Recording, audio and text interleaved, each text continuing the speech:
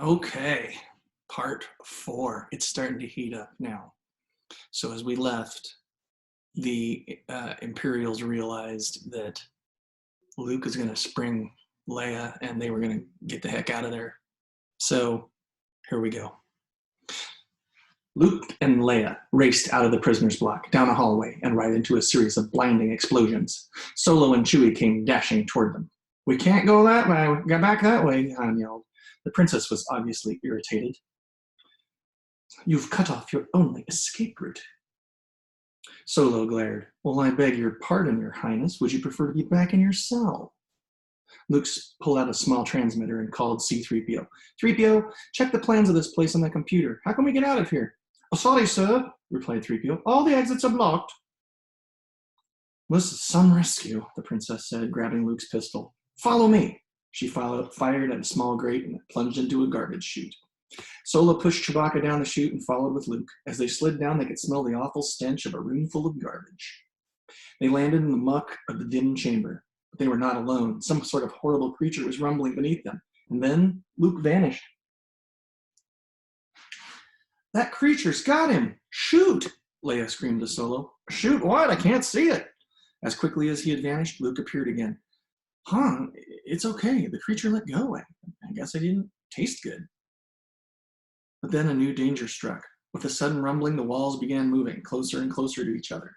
Luke and the others would be crushed in the garbage compactor.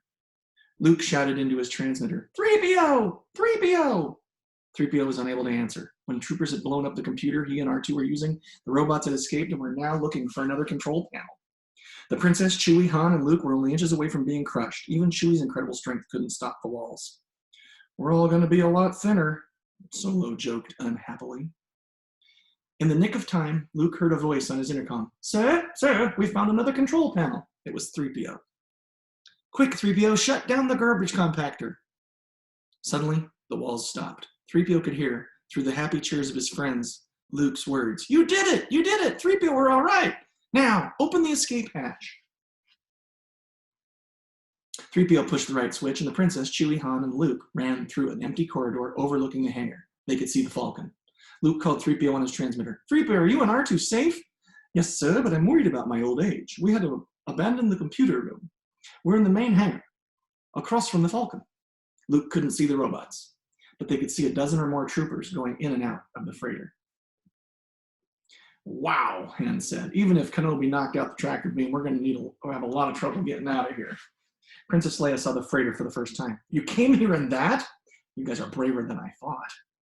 Starting up the hallway, the princess and her rescuers bumped into 20 Imperial troopers. Han immediately started to shoot, yelling and howling at the top of his lungs. The unexpected attack surprised the troopers,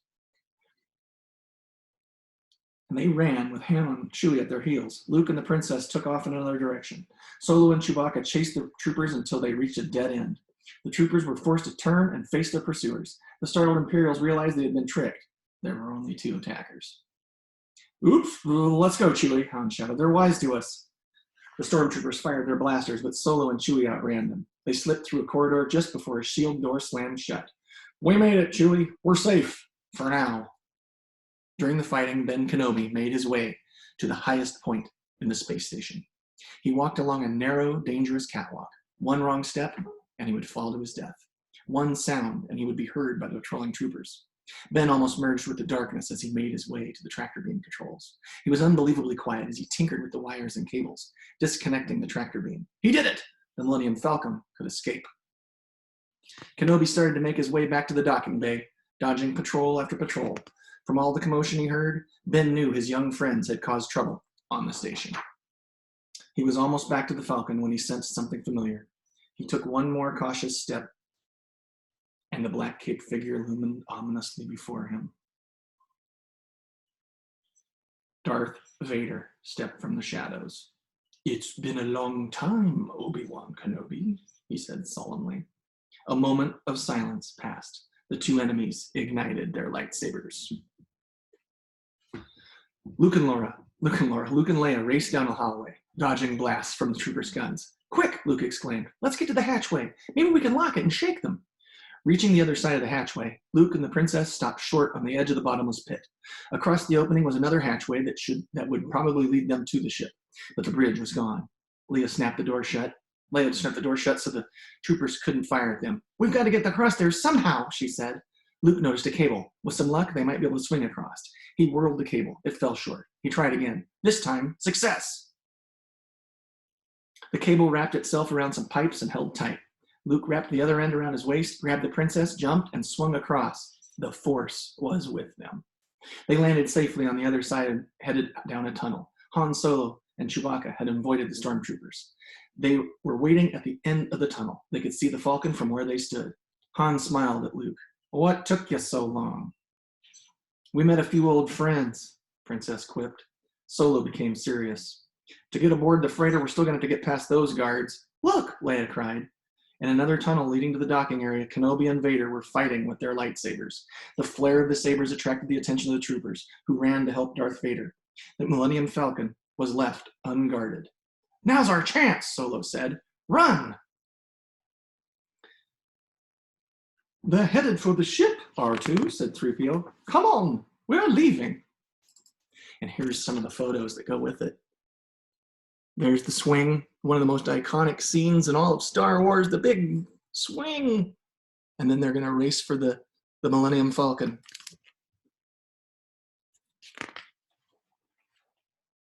Obi-Wan saw the troopers coming. He knew he was trapped. The Dark Lord sneered. "You have your skill, but your powers are weakened. Prepare to meet the Force. This is a fight you cannot win, Darth. If my blade finds its mark, you will cease to exist, but if you cut me down, I will become more powerful. Heed my words." With a final and deliberate glance toward Luke, Obi-Wan deactivated his lightsaber and stood quietly.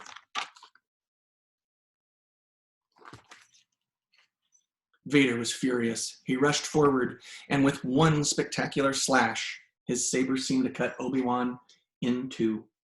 Obi-Wan's cloak fluttered to the ground, but Kenobi wasn't in it. He had vanished. Solo and the others were almost at the ship when Ben fell.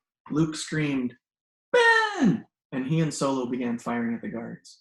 "It's too late, Luke," Leia shouted. "It's over." "No," Luke sobbed. Just then, he heard Ben's voice. "Luke, listen." Luke turned and reluctantly followed the others onto the Millennium Falcon. The spaceship was moving. Solo and Chewbacca adjusted the controls. "I hope the old man knocked out that tractor beam," Solo said. The ship flew through the door of the docking bay and out into free space. Nothing stopped it. Cool. "He did it," Solo called out. Luke sat in the ship, dazed. The princess tried to comfort him. "I can't believe he's gone," Luke whispered. Chewbacca kept a close watch on the tracking screen. He growled something to Solo. "Quick, come with me, kid," Solo yelled to Luke. "Chewie spotted fighters." Luke didn't move. Solo came close. "Listen, Luke, Kenobi gave us the chance to get away. Do you want to waste it?" Without a word, Luke followed Solo into a large rotating bubble at the side of the ship. Huge weapons extended from the bubble. Han and Luke took their positions at the weapons and prepared for action. "Here they come," Leia yelled. Two fighters were approaching fast. Luke and Hans kept a steady stream of fire. So did the fighters, but the Falcon's deflectors cushioned the blasts. One enemy bolt struck the freighter directly. It blew out a large control panel in the main passageway. Sparks flew everywhere. Solo fixed a fighter in his gun sight. He fired. The fighter exploded. Luke's turn came next. Zap! Another hit. He and Solo grinned at each other. "There are more fighters after us," reported Leia, "and we've already lost some monitors and a deflector shield." Luke blasted one of the fighters. The other one sped away. "We've made it!" Leia shouted, and she hugged Chewbacca. Darth Vader walked into the control room on the Death Star. "Are they away?" he asked Governor Tarkin, who was studying a huge screen. "They've just completed the jump to hyperspace. I hope you plan to let them go," Works Vader. "Don't worry, they will lead us to the rebel base. This day will see the end of the rebellion." The Millennium Falcon was headed for one of the moons of a far-off planet called Yavin. Once, many thousands of years ago, men had lived on this moon and built a huge temple there. Now, the temple was the rebel headquarters. As the Falcon set down near headquarters, a crowd of people rushed toward it. They were overjoyed to see the princess. Their leader, Commander Willard, embraced Leia. When we heard about Alderaan, we were afraid you had perished. I am so happy that you are alive. The princess spoke quickly. We must hurry, Commander. The Imperials on Death Star have surely tracked us here.